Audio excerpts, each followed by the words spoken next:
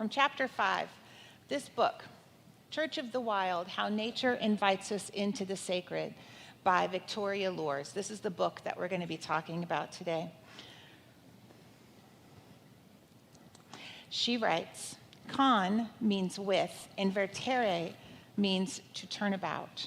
So the word conversation means to change together, to turn and face each other with a sense of ongoing mutual growth, which is essentially the meaning of transformation." So we're going to have a real conversation together. And these conversations are meant to be transforming for all of us. So this book is transformative. Among other things, it asks us to examine how we have, in this 21st century experience of ours, how have we separated ourselves from the natural world, from Mother Nature, and therefore the divine? And how do we get back to her? So, and in the process of coming back, we get to be a part of the healing. Thank you so much, Reverend Shannon. You liked this book too, didn't you? I love this book. I love this book. So we're going to start at the beginning. In Church of the Wild, the author invites us back to our childhood and asks us to remember our relationship with the earth when we were little. In chapter 5, she uses a powerful question that every single one of us can answer, all of us. And everyone's answer will be different, but she assures us that we can all answer it, and that is this. She asks, "Tell me about the land that raised you." She writes that some of us grew up in cities and have memories of parks that we played in when we were young, or how we played with mud pies in the backyard, or giant sand hills, Michael. These memories can anchor us to our earliest memories of the sacred. So, Reverend Shannon, how is this relevant to us here in New Thought? Why does it matter? And did you have a place like that? And if so, how did it shape your spirituality? Yes. So I did. I will tell you all about that in a moment. I want to just preface this by sharing with you that this brilliant woman, Victoria Lours, is a pastor in the Christian tradition, very progressive, and she did traditional church for a very long time and then realized that there was a disconnect between church inside the walls and the natural world, and that led her on this incredible journey where she now does Church of the Wild, sort of, and really understands the sacred in nature. And so it's a really incredible journey that she makes. And one of the things that I was so moved by, this idea of "tell me about the land that raised you," again, we all have, it doesn't matter where you grew up, we all can remember a time when the outside world moved us, where there was a connection with the sacred. Can you identify that for yourself in this moment? Whether it was a tree in your backyard, or again, playing with mud pies, or, a park maybe sliding down a slide and the wind, in your hair, that kind of thing. And if you've been around children who play outside, there is something magical.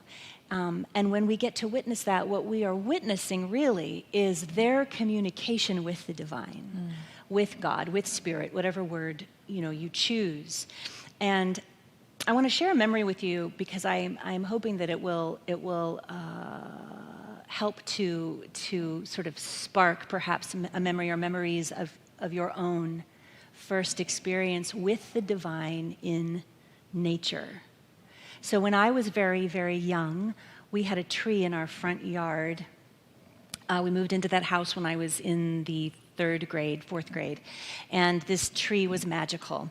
And when I was little, it took a lot of effort to climb up, but it had the most exquisite branches, and it was literally in front of my bedroom in the front of the house. And there were a lot of kids in my Irish household growing up, and it was my place of respite and escape.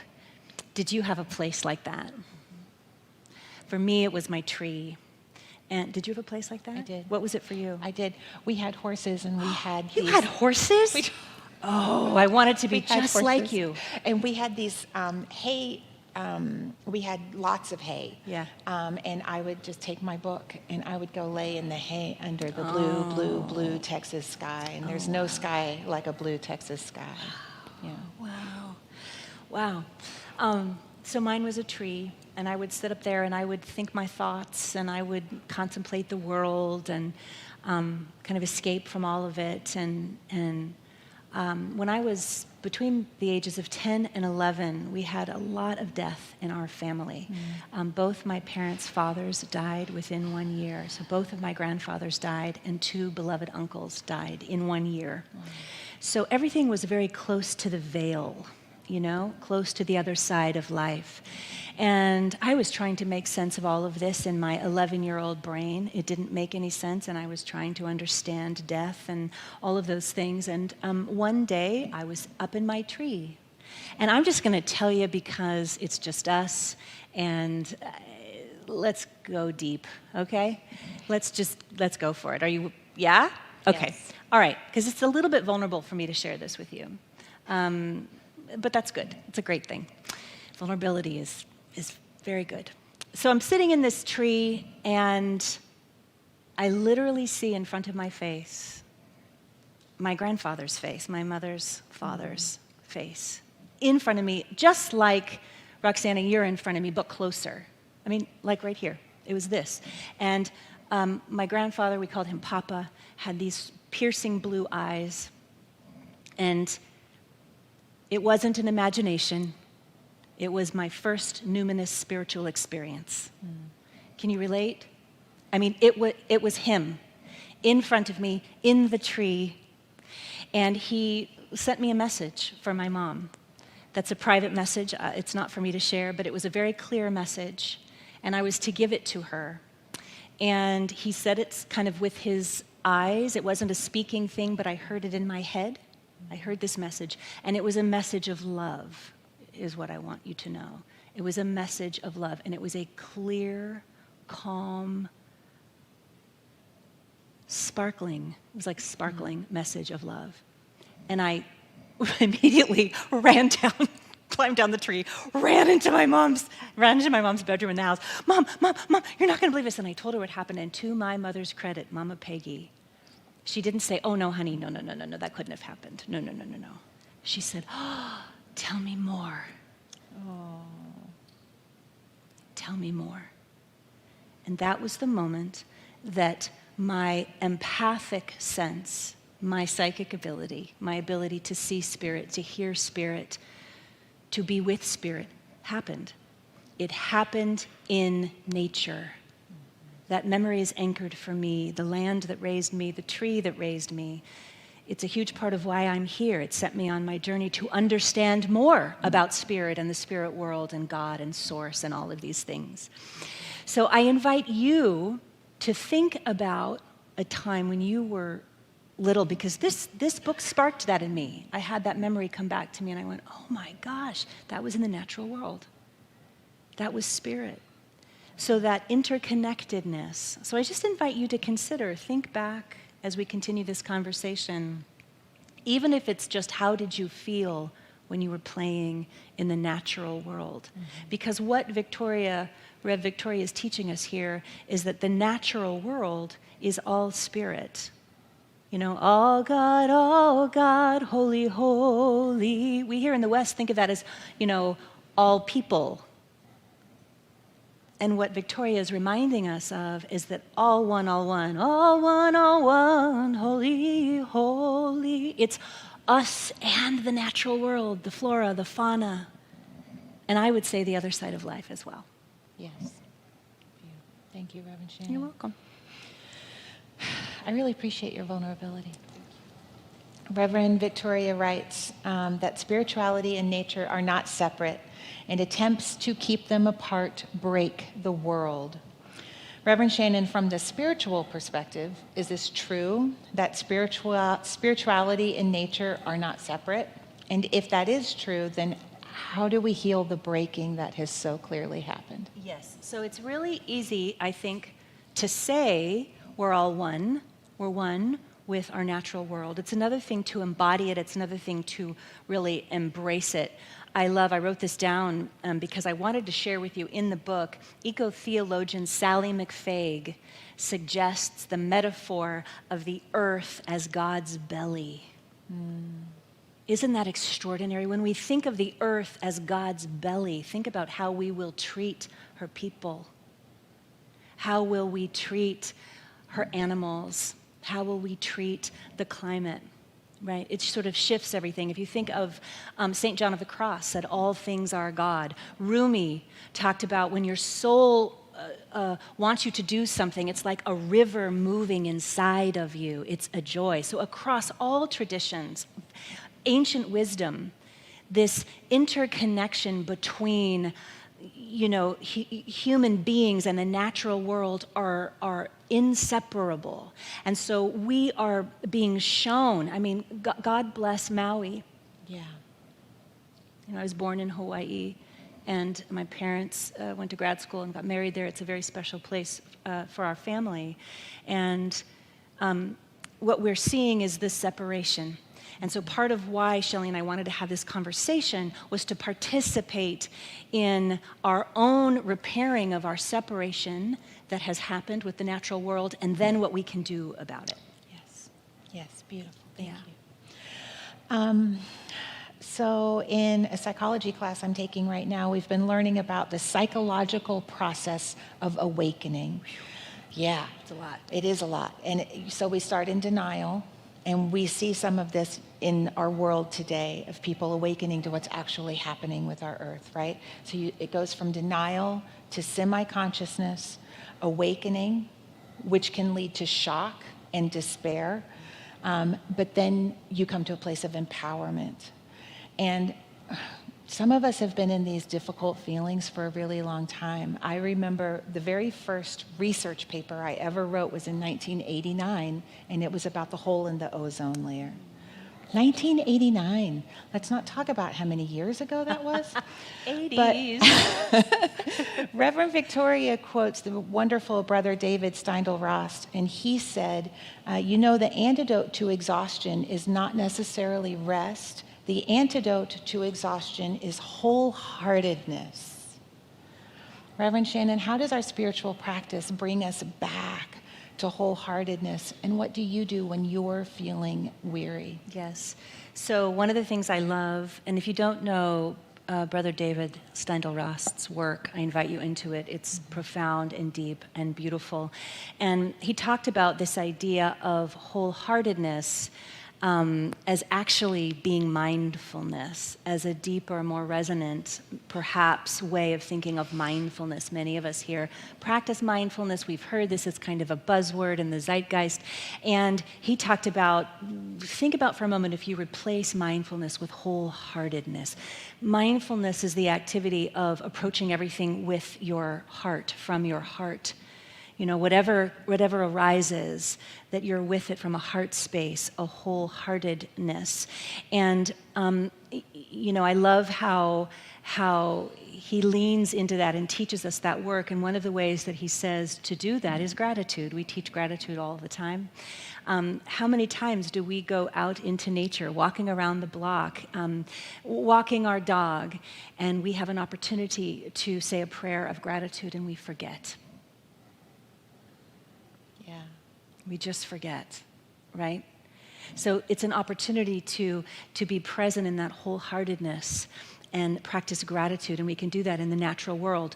One of the things that Rev Victoria talks about in this book that blew my mind, sort of as another response to your question, is a new way of thinking about the wilderness, okay? So, in Hebrew, the word wilderness, the root is midbar. That means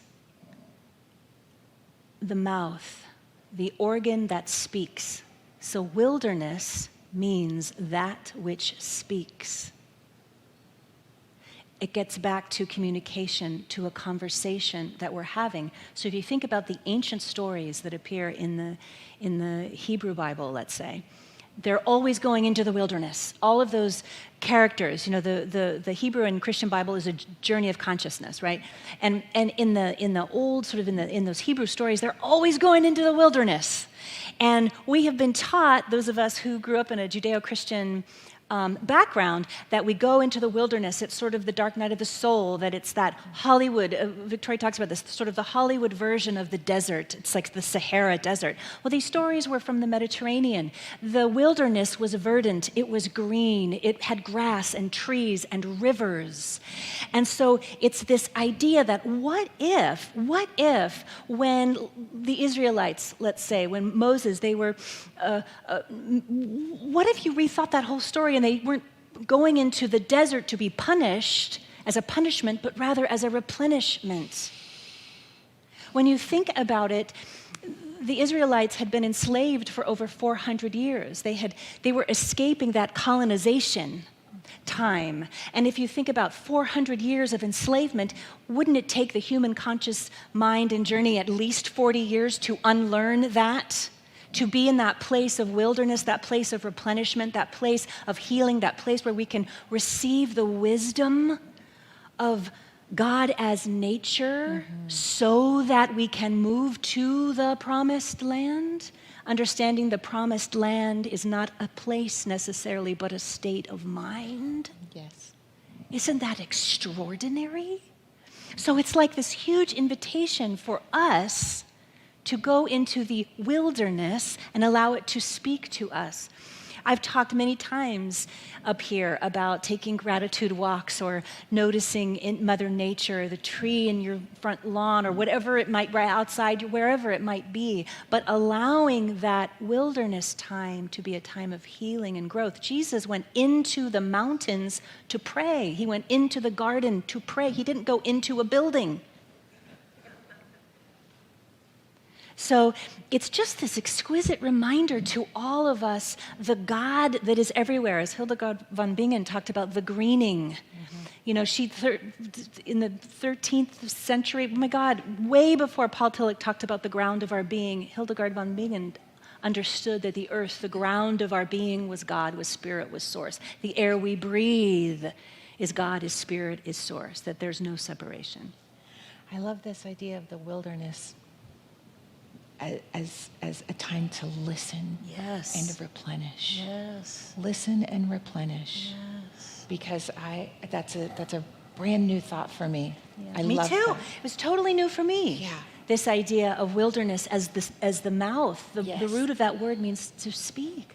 Oh, so you go into the wilderness to listen to it speak to you. And I'm sure I'm the only one in here, but there are many times when I should stop talking and listen more. In chapter 6, this is fascinating. In chapter 6, where Victoria writes about noun people versus verb people. Can you explain that and how it relates to this conversation? Yes.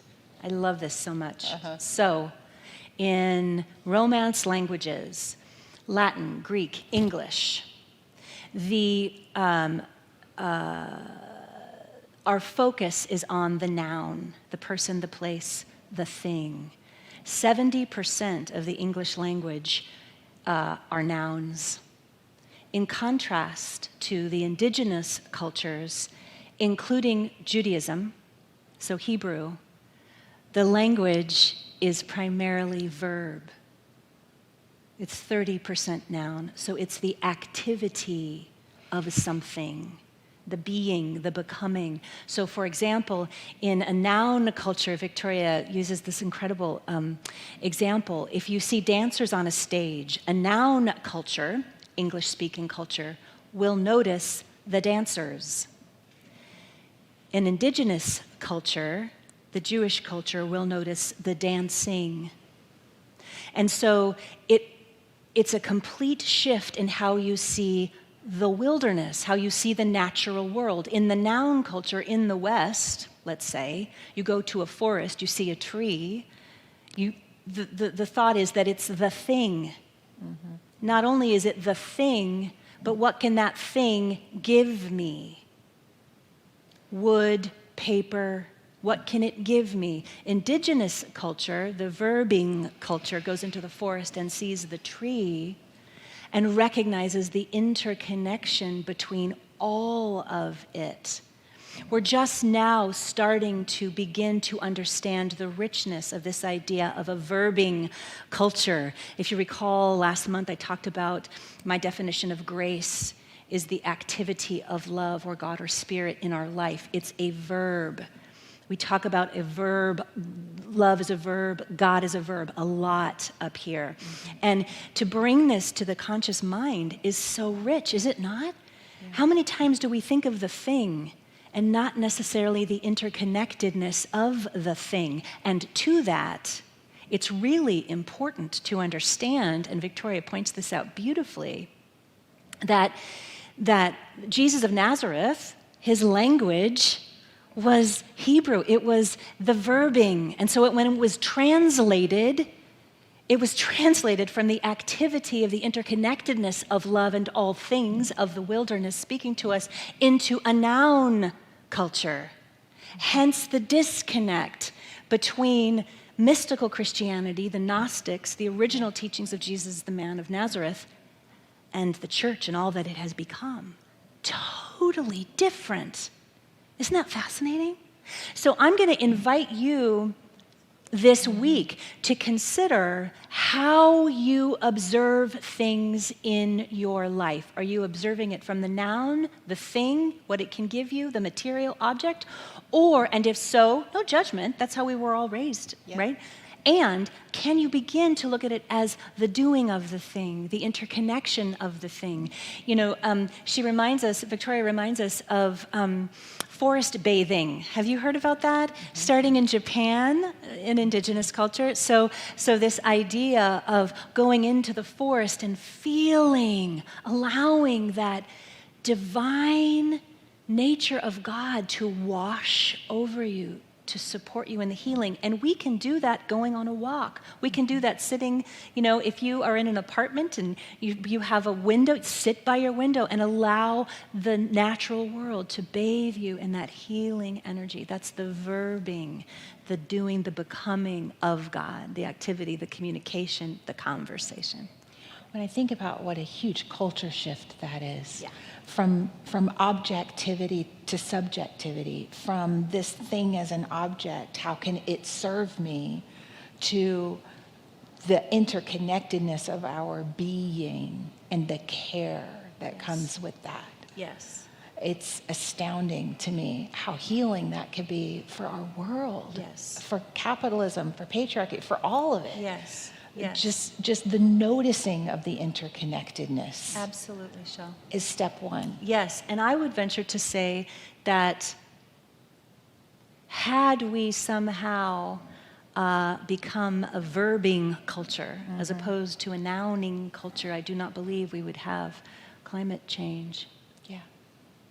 I do not believe we would have the climate crisis that we have, because we would treat our climate and understanding our earth is spirit, is God, is the belly of God. And so what an opportunity for all of us to unlearn that and to create a new world. Yes. Yeah. Let's do it. Yeah. So unbeknownst to Reverend Shannon, I actually reached out to Rev Victoria this week, and she sent us a message. She sent you a message. And she said this, she said, yay, a group of people who are recognizing that we are not and never have been and never can be separate from the rest of the alive world. She said, our culture has manipulated the narrative for reasons of empire, and we have all suffered the consequences. Maui is suffering the consequences. Congregations like you who are taking seriously the call to reconnect and remember ourselves back into intimate and sacred relationship with the land, waters, and creatures of our place give me hope that in the midst of unraveling on every level, there is an emergence of people who are creating a new and yet ancient way of kindred reciprocity that undergirds all the layers of change that is happening and is to come. She said, thank you for your faithfulness and love. Isn't that beautiful? Wow. Yeah. Thank you, Rev Victoria, for writing this book.